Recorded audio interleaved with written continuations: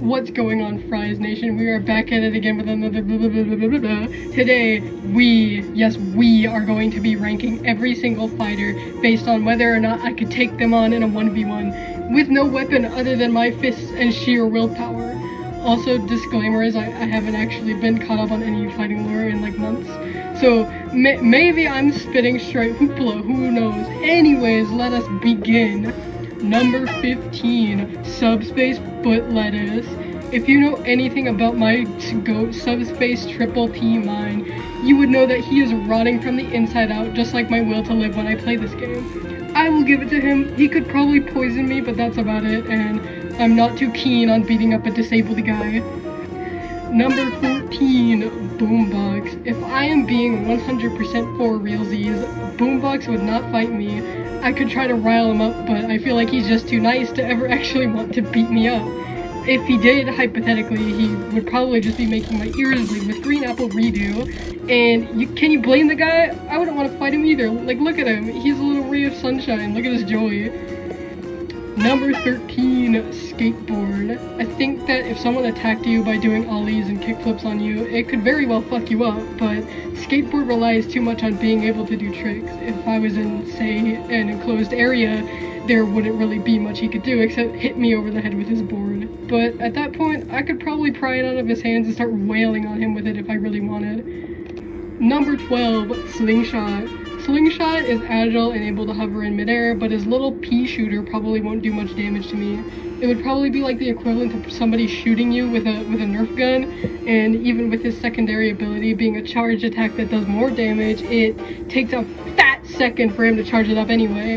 And if he's hovering at that point, I could probably just grab him by the ankle and slam him onto the pavement. Number 11, Rocket. I would probably have put Rocket higher given the fact he's, wielding an actual fucking rocket launcher, but Rocket is also quite clumsy with it and frequently blows himself up. I don't actually know if this is canon anymore, but I'm pretty sure it used to be canon that he's missing an arm and a leg because he blew himself up, and in-game his rockets can literally damage himself, so I think that if I just stall for long enough, yeah. R.I.P. my granny, she got hit by a bazooka. Number 10, Biograph. Biograph is a mean, green, killing machine, essentially the Freddy Fazbear of the fighting universe. There is, however, one huge downside to Biograph, and that is the fact that Subspace built these things with Elmer's glue and tape. They are incredibly fragile to the point where Coil can solo a whole flock of them with his bare fists. Not to mention that Biograph can also blow itself up due to its heat meter. Sure, maybe my face will get melted off in the process, but my vital organs will be intact, best case scenario. Number 9, Shuriken. Now, Shuriken is a ninja. He could very well take one of my eyes out with his gear and would be difficult to catch with his grapple and ability to go invisible. Like trying to kill a little rat inside your home. The only reason he isn't higher is because in comparison to other fighters who are a lot taller and more muscular, Shuriken is actually quite thin and average height. So if I got my hands on him, I could probably beat him up, but it's really a mixed bag. Number 8, Sword. Overall, Sword is a nice guy, but he's not so much of a pushover as Boombox is. I think if I wanted to fight him, then he would oblige, and come on, he has a sword and is decently protected at that with his helmet. Not only that, but Sword is also decently built, so even if unarmed, he could probably break my bones with his bare hands. The only thing that I have going for me in this situation is that Sword probably wouldn't actually kill me. Beat me to within an inch of my life, sure, but I think he is at least nice enough to leave me alive. Number 7, Medkit. Now, Medkit may not have as much fighting prowess as our beloved Sword, but where he lacks in that, he makes up for in having an actual fucking gun. I don't know if Infernals just have bulletproof skin, but I sure as hell couldn't take a gunshot, and if he hasn't already blasted his own brains out, he's doing it to me. Number 6, Hyper Laser. This motherfucker has an eviscerating death ray. Need I say more? The other fighters just be eating Medkit's bullets like they're a bowl of Cheerios, but Hyper Laser can for real just obliterate people in one shot.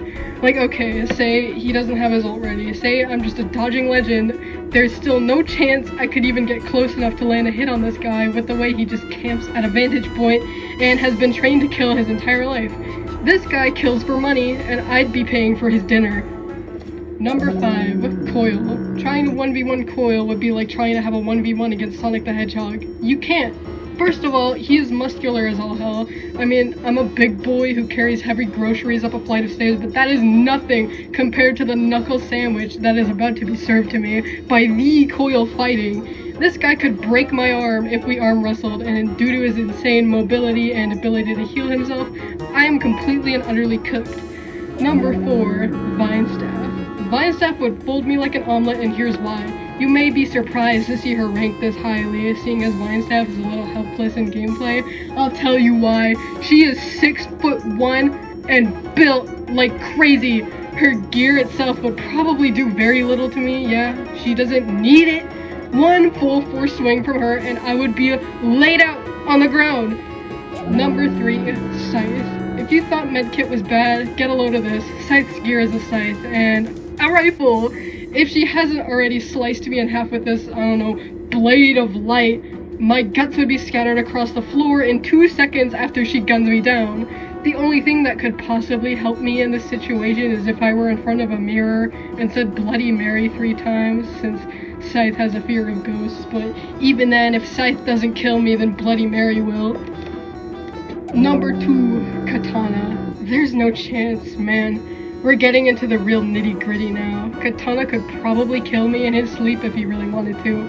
First of all, he is 6'8". Like, I don't think I need to emphasize, even if he were not wielding his gear, he would probably be walking around, not notice I'm there, and step on me like I'm a little bug. I could hit this guy as hard as I possibly can, and it would do absolutely nothing to his abs of steel, and he could just slice me into 8 equal pieces like a fresh pie. Number 1, Banhammer. Banhammer may not have abs of steel, but he is a literal demigod, and 6'11" at that. This guy could pick me up and use me as a stress ball, and I would be powerless to stop it. I would not be able to do anything to him, and in fact, it would hurt me more than it would hurt him to try and land a punch on him because he is wearing an entire suit of armor. This guy, he uses my fingers as tooth floss, and since he likes golfing, he could very easily make me his golf ball and his hammer the golf club. I don't really have much to say for an outro other than I think my ranking is objectively correct and there is no argument that you could make against it ever. Thank you for listening to my TED Talk. Make sure to hit the bell and the subscribe button and the like button and the comment button and tell me I'm so true, and also donate and share. And also, hi Leo, I love you. I know you're watching this. Hi.